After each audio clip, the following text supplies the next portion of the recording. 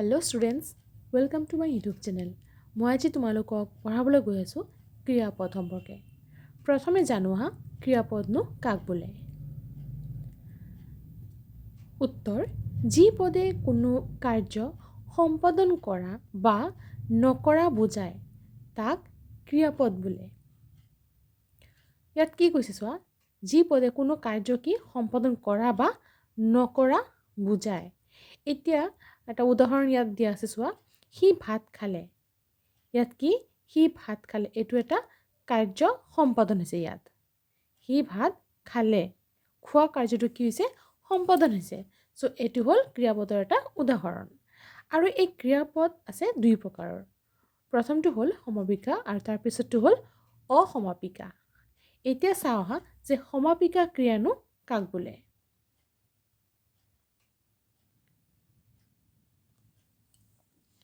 যি ক্ৰিয়াই বাক্য সম্পূৰ্ণ কৰে তাক কোৱা হয় সমাপিকা ক্ৰিয়া।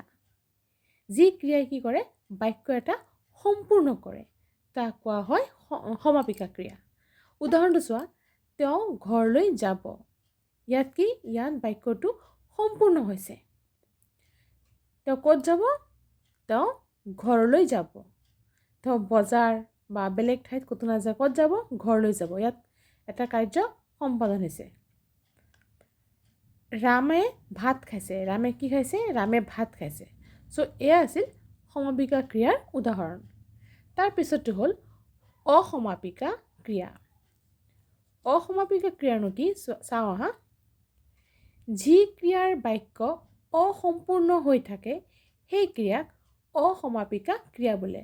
অৰ্থাৎ অসমাপিকা ক্ৰিয়াত বাক্য এটা কি হৈ থাকে? অসম্পূৰ্ণ হৈ থাকে।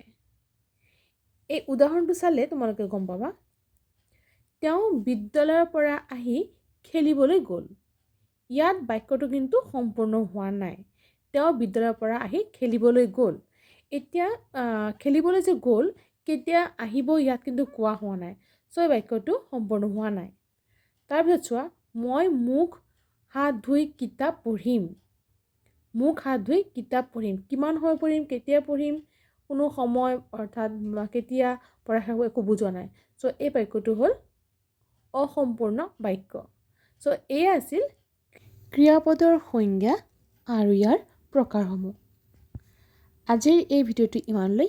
নেক্সট ভিডিঅ'ত মই আকৌ এটা নতুন টপিক লৈ আহিম। ধন্যবাদ।